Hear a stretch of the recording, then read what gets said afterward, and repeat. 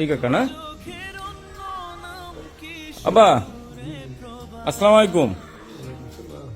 ভালো আছেন আব্বা? জি আলহামদুলিল্লাহ। আপনি কি পুরোই প্যারালাইজড? শরীর আপনি ঠিক আছে, ঠিক আছে, বসতে পারি। আচ্ছা আব্বা, আপনার কাছে একটু মানে কথা বলতে আসছি। আপনি তো ছিলেন লুইসে, নরসিংদী থেকে আসছেন আপনি। আপনার পরিবারে কেউ নাই আব্বা? আমার পরিবারের 10 বছর ধরে আমার সাথে সম্পর্ক নাই। সম্পর্ক নাই? 10 বছর আগে আপনি কি করতেন? 10 বছর আগে বিদেশে ছিলাম। প্রবাসী ছিলেন? জি। কত বছর প্রবাস জীবন ছিল? 25 বছর।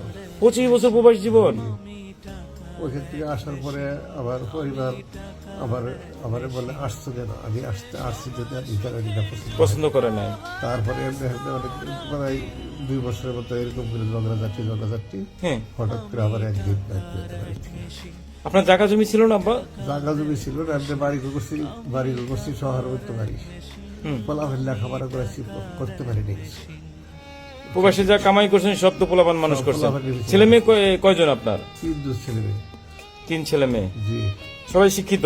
সব শিক্ষিত। বড় ছেলে ডিপ্লোমা ইঞ্জিনিয়ার পলিটেকনিক্যাল পাস করছে। তারপরে বিয়ে হলো দ্বিতীয়, এটা জগন্নাথ কলেজের থেকে মাস্টার্স এবার পাস করলো মাস্টার্স। আপনার মেয়ে? জি।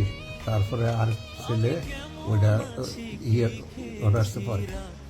তো সবাই তো আপনি যে এই যে ইসে ছিলেন, রাস্তায় ছিলেন, অজ্ঞাতভাবে পড়ে ছিলেন, এগুলো তো হেরা মনে কিছু জানে না। এরা জানে, শুনছে, খবর পাইছে।